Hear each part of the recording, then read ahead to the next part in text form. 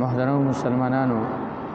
د الله رب العزت ډیر زیات انعامات او احسانات دي په مونږ او تاسو باندې چې مونږ هیڅ نو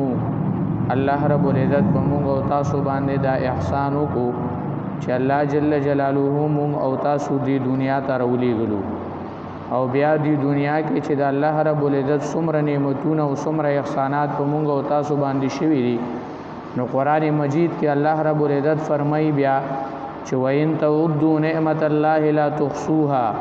که چېرې تاسو د الله رب العزت نعمتونه شمارل وغواړئ نو هغه شمارل هم نه شئ. انسان د خپل وجود ته وګوري چې انسان نو هیڅ نو الله رب العزت دغه انسان له وجود ورکو دغه انسان الله رب العزت دی دنیا ته راولېږلو بیا کله چې دغه انسان دی دنیا ته راغی اوس د انسان وجود خوشتا د انسان لاسونه شتا د انسان خپې شتا د انسان سترګې شتا د انسان اندامونه روغ او صحیح سالم الله رب العزت دا د انسان لور کړل دا په الله رب العزت یو بل نعمتو کو خو دې سره سره د دې اندامونو کې هغه طاقت او قوت نشته بیا الله رب العزت بیا په دغه اندامونو کې دل طاقت او قوت پیدا کړي الله رب العزت د خوراک سلسله دته د مور د ګیډې نه شروع کړي وا بیا د مور د ګیډې نه دراوتلو نه پس الله رب العزت د خوراک په دې دنیا کې مقرر کو بیا د اغې نه پس د په خوراک کې الله رب العزت زیاتواله کوي الله رب العزت په د باندې هغه نعمتونه او احسانات هغه ډیر زیات کړی دي دغه انسان هغه وجود چې کله دغه انسان پیدا شو نو په هغه وجود کې طاقت او قوت نو الله رب العزت دغه انسان د انسان دغه وجود لا اوس طاقت او قوت هم ورکو الله رب العزت پدې کې قوا پیدا کا طاقت پکې پیدا کو الله رب العزت دغه انسان د پاره د ټول دنیا پیدا کا الله رب العزت په دې دنیا کې جس پیدا کړی دي دا الله رب العزت د انسان د خدمت د پاره پیدا کړی دي چې دا به د انسان خدمت کوي اوس دومره زیات نعمتونه چې د هغه شمارل زمون او تاسو په وس کې نشته دا الله رب العزت په مون او تاسو باندې کړی دي او تر مرګ پورې د الله رب العزت نعمتونه په مون او تاسو باندې کیږي شروع دي الله رب العزت دومره زیات انعامات کوون کې ذات ته نو چې کله الله رب العزت په انسان باندې د ټولو نه زیات انعامات کړی دي د ټولو نه زیات احسانات الله رب العزت په دغه انسان باندې کړی دي نو اوس انسان لم پکار دي چې دغه الله رب العزت سره د ټولو نه زیات مین او محبت الله رب العزت سره دغه انسانانو ساتي ګوره په دنیا کې چې کله یو انسان به بل انسان سره خو کې خېګړه ور سره وکي او احسان ور سره وکي نو دغه انسان د خپل احسان کوون کی چې د سره احسان کړي دی دغه انسان هغه احسان چې کوم دی تر ډیر وخت پورې یادای و یرا زما د وخت وي زما ور سره مینا دا ولی په ما باندې احسانات کړي دي ما سره خېګړه کړي لا او بیا الله رب العزت چې الله رب العزت انعامات او احسانات هغه په انسان باندې بشمیر دي چې انسان د هغه شکریام نشي ادا کوله نو د ټولو نه زیات بیا مین او محبت خو د انسانانو د الله رب العزت سره پکار دی چې الله رب العزت سره نارینا او زنانا دا د ټولو نه زیات مین او محبت د الله رب العزت سره وساتي اوس د الله رب العزت سره نن هر انسان وې زمونږ زیات مین محبت ته خو د انسان د دې مین محبت پتا هغه کله لګي د انسان د مین او محبت د الله رب العزت سره په پتا په هغه وخت کې لګي چې کله د الله رب العزت د وینا په وړاندې یو داسې خبره راشي چې هغه خبره د الله د خبرې سره ټکراويږي او په دغه وخت کې دی وای چې یره ز الله رب العزت خبره اخلمه دغه خبره چې د الله د خبرې خلاف ده دغه خبره پر एकदम نو معلومه ده شو چې دغه انسان د الله رب العزت سره مینه محبت شته خو کچرته یو انسان په خوله باندې ډیرم وای چې یاره الله سره زما عشق دی د الله رب العزت سره زمونږ مینه ده د الله رب العزت سره زمونږ محبت دی خو چې کله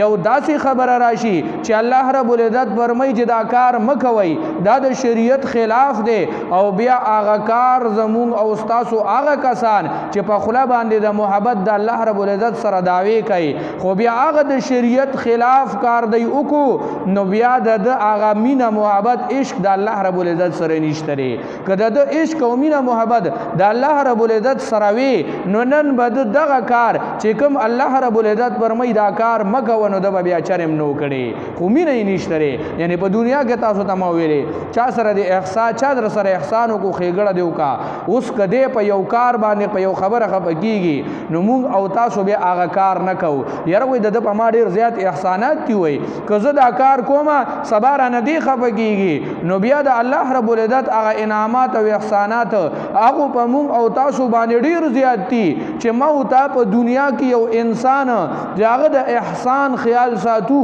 چې د ما سره احسان کړی دی نو بیا د الله رب العزت د انعامات او د احسانات او خیال ولی مونږ او تاسو نه ساتو الله رب العزت چې کله د الله رب العزت د خبرې په وړاندې یو خبره راغو هغه خبره د الله د خبرې سره ټکراوې ده نو مونږ او تاسو به هغه خبره پرېږدو د الله خبره به الو دې ته چې کوم دی مینه محبت ویلی شي د الله خبرې نن مونږ او تاسو ته موجود دي یو انسان به چې د الله خبرې کم دی قرآن مجید دا د الله خبرې دي د الله خبرې کلام الله ورته وایي د الله د ذات نه راوتلې خبرې الله رب العزت د ذات نه راوتلې خبرې هغه دغه قرآن دی قرآن باندې به مونږ او تاسو په دنیا کې چې کم کار کیږي هغه به تلو په حدیثو د جناب نبی کریم صلی الله علیه وسلم د هغې باندې به مونږ او تاسو چې په دنیا کې یو کار کیږي په هغې به تلو چې یاره دغه خبره د قرآن او حدیث خلاف ده او که نه ده که چېرته د قرآن او حدیث خلاف وي مونږ او تاسو هغه خبره پرېښودله نو بیا به مونږ او تاسو د الله او د الله د رسول سره مینه کوونکي یو خو که چېرته کې مونږ او تاسو په خولو باندې دعوه کوو د الله او د الله د رسول سره د مینې خو کارونه مونږ او تاسو هغه کوو چې الله او الله رسول د الله رسول پې خفه کېږي نو ګورې بیا زما او ستا په زړه کې د الله او د الله رب العزت د الله د رسول سره مینه او محبت نشته دی اوس د الله رب العزت خبرې پکار دی چې مونږ او تاسو وایو چې د الله سره خبرې کول غواړئ یو انسان وایي د الله سره خبرې کومه د الله رب العزت سره زما مینه ده نو د الله رب العزت سره چې کستا مینه وي او د الله رب العزت خبرې اورېدل غواړي نو ته د الله کلام ته کښېنه قرآن ته کښېنه چې الله رب العزت څنګه خبرې کړي دي دا د الله خبرې دي نو نن زمونږ او ستاسو په زړونو کې د الله رب العزت سره مینه او عشق او محبت پکار دی او مینه او عشق او محبت څه چې الله رب العزت د کومو کارونو امر کړی دی چې مونږ او تاسو هغه وکړو د کومو کارونو نه چې جناب رسول الله صلی الله علیه وسلم او الله رب العزت منیواله کړی دی چې دا کارونه مه کوئ چې مونږ د هغې نه ځان بچ کړو نو هله به زما او ستا مینه د الله رب العزت سره وي هله به زما او ستا مینه د جناب رسول الله صلی الله علیه وسلم سره وي خو که چېرته کې مونږ خلاف شریعت زندگی تیرو د قرآن مجید خلاف زندگی تیرو نو ګورې بیا که په خوله باندې مو ته ډېرې دعوې وکړو خو لیکن زما او ستا مینه د الله رب العزت سره نشته دی نو دغه مینه دا چې کوم دی کله د انسان په زړه کې راغه نو بیا چې کوم دی ډېر غټ غټ کارونه چې انسان ته ښکاري بیا هغه کارونو تیارېدلو ته هم دغه انسان چې کوم دی هغه تیار شي هغه کار هم کوي بیا ډېرې لوی لوی او غټې قربانۍ د الله رب العزت د عشق د الله رب العزت سره د مینې او محبت د وجې نه بیا هغه ډېرې لوی لوی قربانو ورکولو ته هم بیا دغه تیاري قرآن مجید کې الله رب العزت د حضرت ابراهیم علیه السلام تذکره کوي ابراهیم علیه السلام ته د الله رب العزت د طرف نه یو امر متوجه کیږي ابراهیم علیه السلام ته وایي اے ابراهیم علیه السلام وایي خپل د غېږې ماشوم حضرت اسماعیل علیه السلام او خپله ښځه هاجره رضی الله تعالی عنها دا بوز او یو دشت او بیابان ورته وښول وایي په هغه ځای کې ډېره کړه اوس د غېږې ماشوم او خپله بیبي او یو داسې ځای چې دشت او بیابان چې هلته د اوبو بندوبست نو د خوراک بندوبست نو د سر د پاسه د سوري بندوبست نو هلته کې عوام نو افراد نو دشت او بیابان دی غرونه دي هغه شګې دي کاڼي دي یکی تن تنها ابراهیم علیه السلام د الله رب العزت دا حکم منی ابراهیم علیه السلام خپل بیبي او د غیږ ماشوم ځان سره را روانای او هغه ځای ته راولي چې کوم ځای کې الله رب العزت وته ویلي چې خپل د غیږ ماشوم او خپل بیبي هغه په دغه ځای کې پرېږدي لګي غونډې کجوري وي لګي غونډې اوبه ور سره وي ابراهیم علیه السلام په هغه ځای کې پرېښودل ابراهیم علیه السلام ته روان دی بیبي ورته आवाज کوي په دې دشت او بیابان کې مونږ پرېږدي او ترانځي ابراهیم علیه السلام ورته مخم نه راړی ابراهیم علیه السلام په مخ روان دی دغه بیبیم پېښوا وای دا ماته داسې ښکاري چې د الله امر دی ابراهیم علیه السلام ورته وای او بالکل د الله امر دی نو دغه بیبي ورته وای زه بیا به الله مونږ نه ضایع کوي نو اوس داسې دشت او بیابان کې خپل بیبي پرېښودل او خپل د غیږې ماشوم پرېښودل چې د هغې دپاره د خوراک او څښاک بندوبست نشته دی داسې څه نشته دی او په داسې ځای کې خپل بیبي او ماشوم بچی پرېښودل دا هله کېږي چې کله د الله رب العزت سره د انسان په زړه کې مینه او محبت موجود وي او چې کله د انسان په زړه کې مینه او محبت نه وي نو بیا چې کوم دی بیا دا کارونو تیارېدلو ته کولو ته بیا دی تیاریږي نه ابراهیم علیه السلام د الله رب العزت په مینه کې خپل ښځه او خپل د غیږې بچی او ماشومه هغه په دغه دشت او بیابان کې پرېښودو همدغه ابراهیم علیه السلام دی په خوب کې ورته الله رب العزت ورمایي په خپل زوی باندې چاړه راکاږه اوس چاړه راخکل په زوی باندې دا ډېر ګران کار دی چې په زوی باندې به څوک چاړه راکاږي ابراهیم علیه السلام خوب لیدلی دی د انبیاء کرامو خوب دام د وحی حیثیت ساتي ابراهیم علیه السلام خپل زوی تیاری او هغه باندې چاړه راکاږي اوس په زوی باندې چاړه راخکل دا هر څوک خو نشي کولی هغه کس کولی شي چې د هغه په زړه کې د الله رب العزت سره مینه محبت موجود وي د حضرت ابراهیم علیه السلام په زړه کې د الله رب العزت سره عشق او مینه محبت موجود دی ابراهیم علیه السلام په خپل بچی باندې سره راکاږي په خپل بچی باندې بیا چاړم راکاږي دا ګوره د عشق او مینې محبت چې دومره ګران کارونه چې کوم دی حضرات انبیاء کرامو کړي دي خدا ولې چې کله د انسان په زړه کې د الله رب العزت سره مینه راغو محبت راغو بیا دا ګران کارونه هغه ته چې کوم دی آسان وي بیا ورته ګران نه وي بیا هغه دغه غټ کارونه هغه څه کوي هغه کوي د دې دپاره چې الله رب العزت رانه خوشحاله شي بس د الله سره مې مینه محبت دی همدغه ابراهیم علیه السلام چې اور بل شوی دی او د الله رب العزت دپاره دغه اور د دانګي د آسمان ملائک او فرشتي راغلي دي ابراهیم علیه السلام ته وایي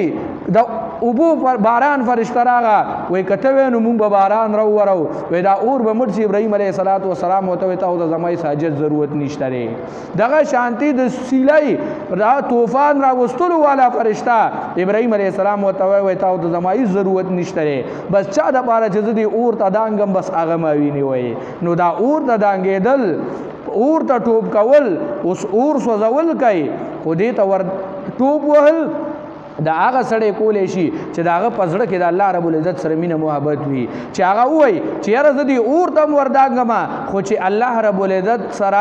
زه په دې خپل عشق کې رښتونی ثابت شمه نو حضرت ابراهیم علیه السلام دغه شانتي حضرات انبیاء کرامو نورو او بیا جناب رسول الله صلی الله علیه وسلم او بیا صحابه کرامو هغه باندې د دین دپاره څومره تکالیف راغلي خو هغه صحابه کرام د الله رب العزت په عشق او مینه محبت کې دې حد ته رسیدلیو چې هغه به که د اور په سکروټ کو باندې واچولوی نو بیا به ویل چې د الله سره څوک شریک نه منم احد الله یو دی وایي الله یو دی خدا د هغې زړونو ته مینه محبت کو شوی او کله چې د انسان په زړه کې مینه محبت د الله رب العزت ورکو شو نو بیا دغه ایمان د انسان د زړه نه نوځي بیا داسې ایمان دا جوړ شي لکه فرعون چې کوم جادوګر را جمع کړي او موسی علیه السلام ته په ډک میدان کې ګټه وکړه نو هغه جادوګران ټول بیا الله ته په سجده پرېوتل هغه ویل چې موږ مسلمانان شو نو په دغه وخت کې فرعون دی له دړاکه ورکوي د فرعون دړاکه به صرف دړاکه نه وه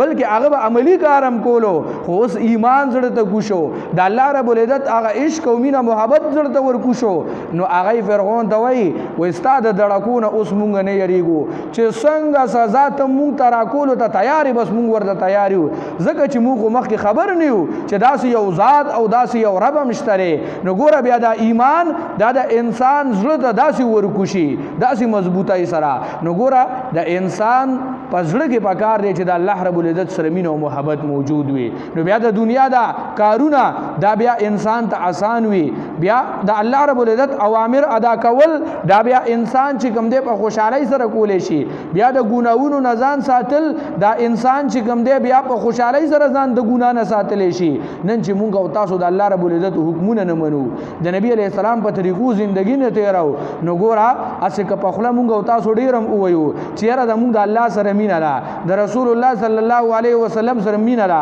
خو چې هلته طریقې مونږ او تاسو نه کوو د الله رب العزت احکامات د خپو لاندې پیمال کوو د نبی علیه السلام طریقه چې کوم دی د خپو لاندې پیمال کوو نو په زبان باندې خو مونږ او تاسو وایو چې مینه محبت هم شته خو لیکن عملی کار زمونږ سره عملی کار هغه د الله رب العزت د احکاماتو او د نبی علیه السلام د طریقو نه خلاف روان دی نو مونږ او تاسو که رښتونې ځان ثابتو په دې خبره کې چې د الله او د الله رسول سره مینه ده نو مونږ او تاسو به د الله رب العزت حکمونو سره مینه ساتو الله رب العزت چې په کومو څیزونو باندې خفه کېږي د هغې نه به مونږ او تاسو هم نفرت کوو ځکه الله رب العزت یې نه خوښوي که نه د الله رب العزت عظیم کتاب قرآن مجید کې موجود دی د الله خبرې دي په کار دی چې مونږ او تاسو د الله سره مینه ساتو چې د الله دی کتاب سره هم زمونږ او تاسو مینه وي اوس د قرآن سره مونږ او تاسو وایو مینه هم شته خو لیکن دا قرآن چېرته مونږ نه دی کولو کړی چې وی ګورو چې په دې کې څه راغلی دی الحمدلله ترجمې ښودلی کېږي احادیث ښودلی کېږي خو لیکن عوام چې کوم دی هغه یې نه راځي په خوله باندې خو به دعوه کوي چې زما مینه محبت شته خو لیکن چې قرآن دته ناسته نه کې اوس به یو انسان وایي چې دلته خو قرآن نه ښودلی کېږي نو ما قرآن شپږ کاله کې وویلو ترجمه مې وکړه د دوو او دریو کسانو نه علاوه چې کوم دی ما ته څوک نه دي ناسه نو ګوره دا ستاسو هغه بدقسمتي دی چې هغه موقع او وخت الله رب العزت په تاسو راوستی او تاسو نه لاړو ختم شو الحمدلله نورو ځایونو کې مونږ ښی ووی خو لیکن خبره مې دې دپاره کوله چې یو انسان وایي چې زما مینه او محبت د الله سره پکار دی نو آیا ته د الله خبرو سره مینه محبت ساتي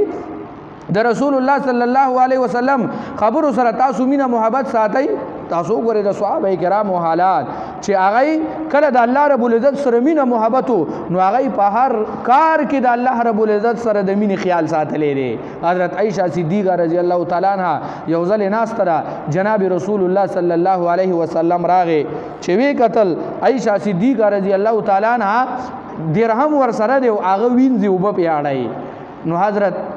رسول الله صلی الله علیه وسلم ورته وی حمیرا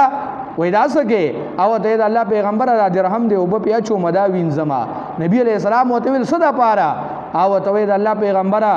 وای اورد می تاسو نه حدیث مبارک ووریدو حدیث مبارک دو چې کله یو انسان د الله په لار کې صدقه ورکړي خیرات ورکړي مسجد کې ورکړي مدارس ته ورکړي دغه شانتي علما طلبا یا فقیران سائلین له ورکړي نو وای دغه درهم یا دغه پیسې دغه صدقات او خیرات وای دا د هغه مسکین او فقیر لاس ته رسیدلو نه وړاندې وای دا د الله رب العزت لاس ته رسیږي مطلب دا دی چې الله رب العزت قبلای خو دا الله لاس ته رسیږي نو اے د الله پیغمبره کله مې چې دغه روایت د تاسو نو وریدو نو زنن دا درهم وینځما ځکه چې دا به فقیرانو له ورکوما غریبانو له به ورکوم د الله په لار کې به ورکوما او تاسو ویلی دي چې دا د الله رب العزت لاس ته ټولو ناول غورځيږي نو زوی مچ د الله رب العزت لاس ته دغه درهم داسې غورځيږي چې دا پاک او صفا درهمي پاک او صفا درهمي نن چې مونږ او تاسو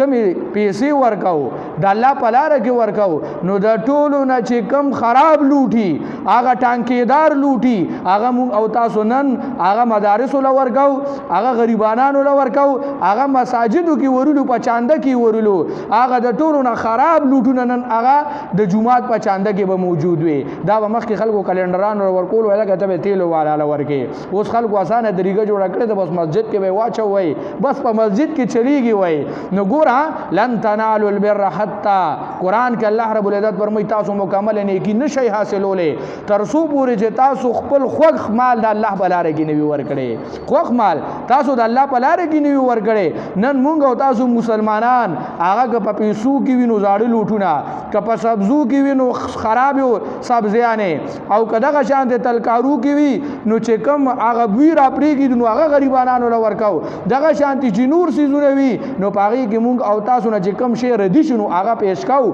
خو ښه شي چې کوم دی د الله په لاره کې ورکولو ته نن مونږ او تاسو مسلمانان تیار نه یو نو معلومه دا شوه چې عشق او محبت نشته د الله سره کنه کوې نو بیا به دغه شانتي طریقې مونږ کولې کومه چې حضرت عایشه صدیقه رضی الله تعالی عنها کوله روایت کې راځي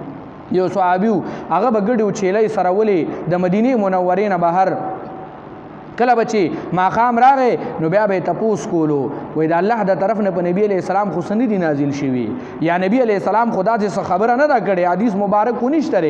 نو بیا به د اغاز د کولو یو ورځ راغې تپوس کوي چې نن د الله د طرف نه خو سندي نازل شوی ګوره د الله د قران سره د خلکو مینه او محبت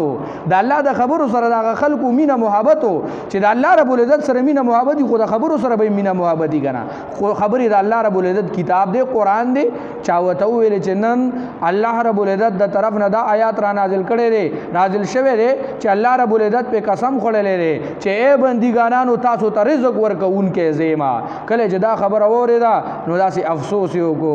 وای په دنیا کې داسې خلک هم شته چې الله رب العزت د یقین ورکولو د پاره خپل قسم او خورلو چې اے بندګانانو رزق ورکولو والا زیما وای داسې خلک هم وشته چې الله رب العزت په دې کې هم شک کوي چې یاره جوړې رزق بد الله نه علاوه بل خلق نور خلق ورکي نن زمون او استاسو توکل او باور په دې نشته چې الله رب العزت رزق ورکي نن زمون او استاسو هغه ټول چې کوم دی هغه ذهن هغه منتقل دی دنیا طرف ته یاره که بس دنیا د پاره لانړم او سهار نماز خدانه پورې مکار اونو رزق نشته او کچرته کې داسې ناستې ما داسې به نه کښېنې منډه محنت پکې خو لیکن دې سره سره به ته د الله عبادت کې مونږ او تاسو نه خو د دنیا د وجې نه مونځ هم لاړو قرآن هم لاړو احادیث مبارک هم لاړل نو زمونږ او ستاسو د الله رب العزت سره مینه محبت بیا چرته نه راو نو بیا نشته دی ګورئ حدیث مبارک کې راځي روایت کې یو صحابیه وه ډېره زیاته حسینه او ښکلې جمیله وه او یو ډیر لوی داسې صحابي سره واده کړو چې هغه صحابي مالدار مو ډیر ښکلی الله رب العزت ډیر ښکلی حسن ورکړو او د دواړو په منځ کې د ښځې او خاوند په منځ کې ډیر مینه محبت هم و ښځه د خاوند تابعداره خاوند د ښځې تابعدار ځکه د نبی علیه السلام دور دی د هغه زماني خبرې دي نو بیا د ښځې او خاوند په خپل منځ کې به مینه محبت هم زیاتي د نن زماني غوندې خبرې خو نه وي چې په معمولي خبرو باندې جنګ جګړې او بس طلاقونه او برمار جوړ دی بس خاوند د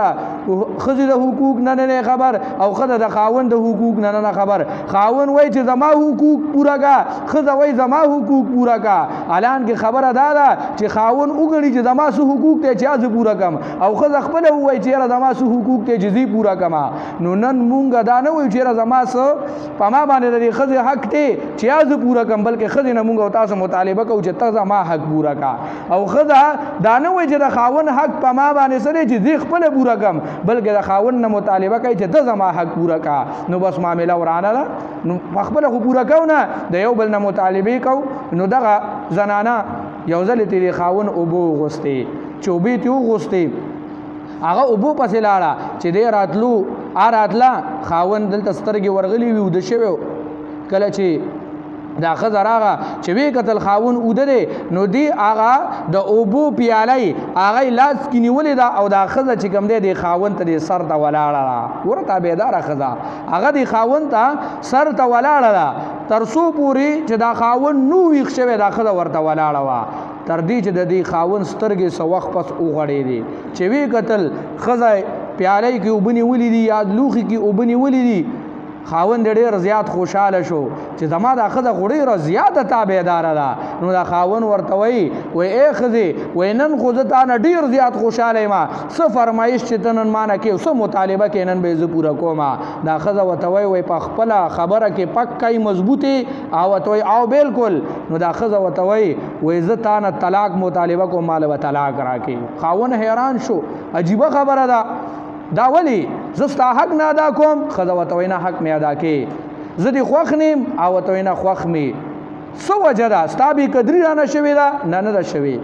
هر څه مې ادا کې خزه سبا وضو جناب رسول الله صلی الله علیه وسلم لا کله چې سحر شو خاوند ډېر زیات خپم دی پریشانه دی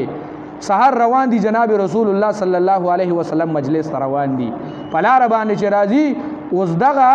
خاون پلار باندې تیندک او خوړو لاندې را پریوتو خپای زخمی شو چې خپای زخمی شو دا خزه ور سره دا خپل لوبټای نه لګ غونته زه اوشلولو پاغي باندې زخم صفا کو خپای ورله وتړلا او سهارای ولا ورګ ور روانه کوته ویل جزا واپس زو خپل کور ته طلاق دنه نه غواړم او ته وی حیران دي کم اول خو پدی خبره حیران ما چې طلاق دی غوستو اوس دې دلته بیا حیران کم چې اوس نبی علی السلام د نوزو واپس کور د زو طلاق نه غواړم خزه وته وی راځه وی کور کې بده په هر سپوي کم چې کله کور ته راغلل په کور کې وته دا خزه واقعیا بیانای وی هغه ورستا ماته یو روایت بیان کړو هغه کې تعویل چې د الله رب العزت مینا محبت د هغه انسان سره ډیر وي کم انسان باندې چې الله رب العزت تکلیفونه او مصیبتونه راولي نو د الله رب العزت هغه مینا محبت د هغه انسان سره ډیر وي او عزت کور کې ګورم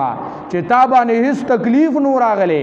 هیڅ مشکلات در باندې نور راغلي وای زه او یریدم په دې خبره باندې چې ګوره زمو ستا په مینس کې خو مینا محبت ته خو زه او یریدم په دې خبره چې اسنه د الله رب العزت مینا محبت د تاسو نه وي او وای زه د هغه کس سره بیا ولې مینا محبت کوم او وخت ډیر کم چې چا سره د الله مینا محبت نه وي نو ځکه زه دې طلاق ته تیار شوی وم خو چې کله تا تیندګو او خوړو او تر پریوته نو دما اراده بدل شو چې یره یقیني تور باندې تا سره د الله رب العزت مینا محبت شته نو ګوره بیا هغه زنانه هغه بیا دې تم تیارې دي چې زمونږ دی جداواله راشي ولې تا سره د الله رب العزت مینا محبت نشته دومره د هغه په زړونو کې د الله رب العزت سره عشق او مینا محبت موجودو نن چې د الله رب العزت د خبرې په وړاندې یو خبره راغه نو ګوره چې هغه خبره مونږ او تاسو منو او نه منو حدیث مبارک کې نبی علیہ السلام فرمایي لا طاعت لمخلوق فی معصیت الخالق وې د مخلوق داسې تابعداري نشته چې تا نه پکې خالق خپشي وي اوس مخلوق ټول دی واده در باندې راغو او تا ته الله رب العزت د طرف نه دا ویلې شوی دي چې په صحیح طریقه باندې وادو کا نو دې کې با شریعت خوشحالي وکا ګوره د خوشحالي حد مقرر دی خو لیکن دا به کراس کې نه چې ته پکې د الله حدود په خپل خوشحالي کې کراس کې او ته په ګډمان او اجلاګان راولې دغه شانتي نوري هغه بدعملیان پکې وکي نو ګوره دې وخت کې تاسو کړل الله دې خفقو مونږ او تاسو ګورځو یې فلان کې خپه دې هغه پخلا کو بل خپه دې هغه پخلا کو هغه ټول پخلا کو خو لیکن د شریعت خلاف کارونه پکې کو الله رب العزت زمونږ او تاسو نه خپشي نو بیا مونږ او تاسو که دعاګانې الله نه غواړو د موږ دعا به قبول شي چې ته د هغه الله خلاف کې چې کوم الله پتا باندې احسانات کړی دي او کله چې خوشحالي راغنو تا الله رب العزت هیر کو خو چې کله پریشانی راغ بیا وي چې الله اوس زمانه د پریشانی لري کا نو په خوشحالي کې د الله نو یاد اوس په تکلیف کې به الله نه ته هیر شي قران کې الله رب العزت فرمایي چې دنیا ته زما قران درغلیو تا زما د کتاب نه مخ واړولو د قیامت په ورځ چې دا انسان پاسي الله رب العزت قران کې فرمایي زه به ډون پاسو موي ځکه چې تا زما دی کتاب تاړو کتلینو چرته ورته ناس نه وي چې دی قران کې څه شي دي نو دغه انسان به الله رب العزت ته وایي چې یا الله زما خو په دنیا غړي غټه غټه سترګې وي غټه غټه سترګې مې وي یا الله نن هغه سترګې نشته سترګو نظر نشته نو الله رب العزت په وته وایي وې سترګې مې درکړې وي خو لیکن تا په دنیا کې هیر کړې ما تا دی زما کتاب تر چرته کتلیم نو وای نو نن بزتا په دغه حالت کې هیرو ما نو ګورا یو موقع الله تعالی هم درکړې دا چې په هغه موقع کې تا الله هیر کو بیا به یو بل موقع پتا باندې راځي بیا به تا الله هیرای نو بیا بسې افسوس بکې ارمان بکې نو لہذا نن مونږ او تاسو سره سره یو وخت دی دغه واقعیت چې بیانېږي دا د دې مقصد د باره بیانېږي او دا بیا په دې معاشره کې لګوم چې مونږ او تاسو دا واقعیات دا د کسی په تور و نورو بلکې دې نه مونږ او تاسو عبرت حاصل کو روایت کې راځي او عباسی خلیفہ چې هغه څو وخت ډیر ښکلی حکومت کړو په ټول دنیا باندې دا هغه حکومت او بادشاہت او داسې حکومت بادشاہ جو ډیر ښکلی حکومت اسلامی حکومت اسلام چې کوم دی ډیر زیات خور شوی او باقاعده په هغه کې گورنران بیا جوړ کړو چې پاغي کې د اعظمو چې کوم ملکونه دي دا پاکستان شو دغه شانتی انډیا شو بنگلاديش شو دام چې کوم دی دام د یو ملک په حیثیت او د دې د صوبې حیثیت په ساتلو او د دې خپل ځان له یو گورنر مقررو دغه په ټوله دنیا باندې حکومت او بادشاہت هغه کولو نو هر طرف د عدل او انصاف خبرې مراد لې چې را ډېر خپل حکومت ته نو هغه خلیفہ وقت هغه ویل چې را عدل او انصاف خو کیږي حکومت خو روان دی خو لیکن مزید د ترقی کولو د پاره او د نور عدل او انصاف زیاتولو د پاره زه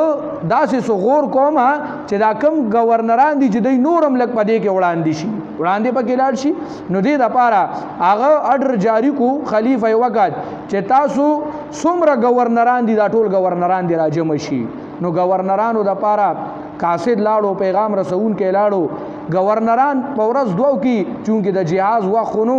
دغه شانتې تیز رفتارې سواری نه وي نو گورنران مقرر ورځ وي چې کومه ښودلې وه هغې دپاره ورځ وي دوه وي درې وي هغې کې راغلل راجمع شول باچا سلامت خلیفه وقت هغه دوی سره میټینګ کوي خبرې اترې کوي نو دوی ته وایي چې یاره د چا څومره ښه کارکردګي وي وایي نن به زه هغه له په دغه مجلس کې وای زبا هغه انعام ورکوما د دې لپاره کول یره چې څوک ښه کار نه کوي چې هغه کار شروع کی نیک کارونه کی عوامو سره حسن سلوک کوي دا غي خیال ساتي بادشاہ سلامت اوس دیتا هغه انعامونه پیش کوي خدایي لپاره بل ورځ مقرر کا په دغه ورځ باندې صرف دیتا ویلي چې تاسو بادشاہي لباس زما د طرف نه دا څومره گورنران چې راغلي دي ټولو لی ورکوي دا تاسو لباس واچوئ او سبا به تاسو راځئ سبا به ما سره دلته کې طعام هم خورئ او نورې خبرې اترې به بیا کوو ټولو گورنرانو چې کم بادشاه ولا کم لباس ورکړی هغه واچولو سبا چې کله ټول راغلل هغه لباس یې اچولې مختلف قسمه خوراکونه د سکاک سیزونه هر یو سیز چې کم دی سونو بادشاهانو او بیا گورنران هغه دوی ته په درستخان باندې لګېدلی او پروتو ډېر زیات خوشحاله و چې یاره خپلو کې یو ځای شو ډېر مینه محبت هم اوس کله چې خوراک او سکاکو شو خبرې اترې کېدي ټول گورنران ناست دي په دغه وخت کې یو گورنر لپرنجی راغو چې کله دغه وخت کې څوک یو کار وکړي په دې مسجد کې نو ټولو خلکو توجه هغه ته شي اسیم کو څوک پاسې د نوس په ماته خلک نه ګوري ټول به هغه ته ګوري بیا او بیا په دغه مجلس کې چې کله هغه پرنجی وکړو نو ټولو خلکو هغه ته قتل شروع کړل خو پرنجي سره د هغه د پوزې نه ګندګي مروته اوس د ویل چې یاره بادشاه خو مخامخ ناست دی اوس د دا څنګه صفا کم خو کله چې د خلکو توجه د دنه وړي او بادشاه ته مخ کو نو په دغه وخت کې چې کم لباس دله بادشاه ورکړو هغه اوچت کو داغي یو طرف او پاغي باندې چې پوزه پاکوله بس د خلیفہ وقت ورته نظر شو کله چې وکتل چې یاره هغه لباس چې کم ما دله ورکړی دی پاغه باندې دی پوزه پاکای او پوزه په پاکاګه نو ډېر زیات غوسه شو او سم د غوسې نه تک سور شو او د ته په ډک دربار کې ډېرې بدې ردې وویلې او ډېر ذلیله کو بېعزتي ورلو کا او ورته ویلې چې دغه لباس دا چې کم تا ته خلیفه وقت درکړی دا وباسه تا زما د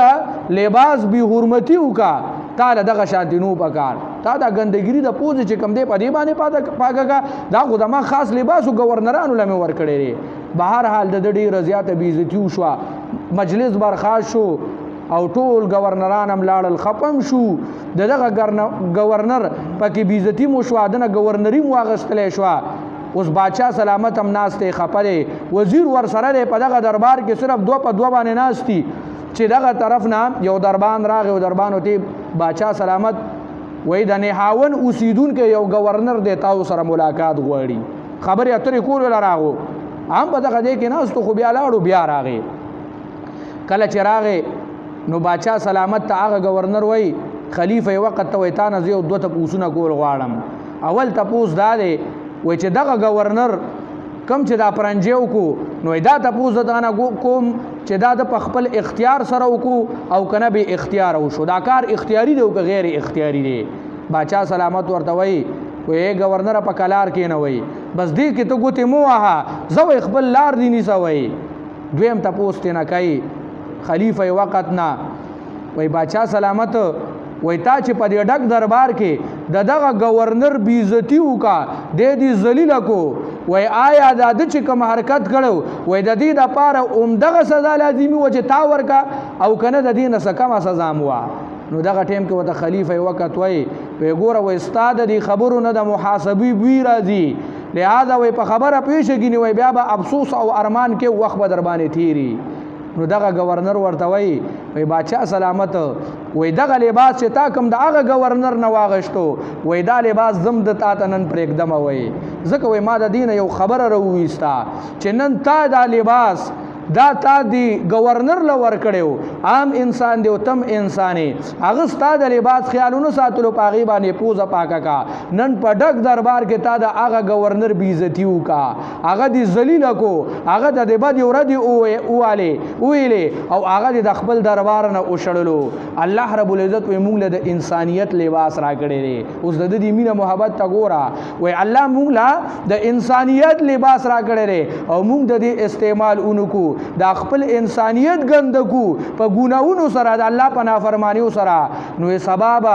اولین او آخرین ولاړي د الله په دربار کې او بیا به الله رب العزت اسنه چې مونږ ته وای چې انسان تعالی ما د انسانیت لباس درکړو په ټولو مخلوقاتو کې تما اشرف او عزتمن او محترم پیدا کړی وي تا زما د لباس خیال نه ساتلې وای اسنه چې الله رب العزت مونږ په هغه ورځ رسوانه کی او د خپل دربار نم اون شړي وای. نو لہذا وای زستا دی گورنرۍ ته سلام کوما او دا اوسو ک نو بیا د گورنری پرې غوړه الله د سره عشق او مینه محبت د وجه نه گورنری پرې خودلا نن مونږ د الله سره د عشق او مینه د محبت د وجه نه رشوت نه پرېږدو چیرې دا رشوت خو پرېږدو دا حرام دی مونږ وایو نه دا مال انعام راکو وای دا خو ماته اسې جیب کې واچولو ته دا وردی او باسو بیا د تا تاسې جیب کې څوک واچي کنه یا اسې چانه وړه چې دا سر د لماته یو پرېږدي خودل تاغه ته پته رچ دې ترې مخ کې نه پرېږدي نو هغه مخ کې نه پتا باندې پوي چې راشه د رشوت نه کار والا به چې لا مصابه سره وکي او بس تا په املا زولګي چې دا کار شوی نو وایزه زده راځه وای دا ماته انعام دی دا رشوت ته ګوري. اوس متیاز له شربت نو مو ورکوي چې دا شربت ته خو لیکن دا زمونږ استادو په زړونو کې عشق او مینه محبت نشته. نو ګورا دغه کس بیا راغی بادشاہی پریخا گورنری پریخودا او جنید بغدادی رحم الله یو ډیر لوی بزرگ اولیو دا هغه لمنه اونی ولا او بیا دا هغه خدمت کړي لري الله رب العزت بیا دنه یو ډیر لوی ولی جوړ کړي لري دا وخت مولانا شبلی نعمانی رحم الله چې داغه د نمونه مونږ تاسو د سکول په کتابونو کې اورو. نو دا ګوره گورنر لیلت ورکا چې الله مونږ د انسانیت لباس را کړي او د دې مونږ تاسو خیالونه ساتو الله به مونږ ته تپوس کوي نو الله به تپوس کوي کنه کوي. نو پکار دې چې مونږ استاد د ټولو په زړونو کې د الله رب العزت سره مینه او محبت پیدا شي. الله دې مونږ تاسو لپاره د عمل کولو توفیق را نصیب کړي. واخر دعوانا الحمدلله رب العالمین.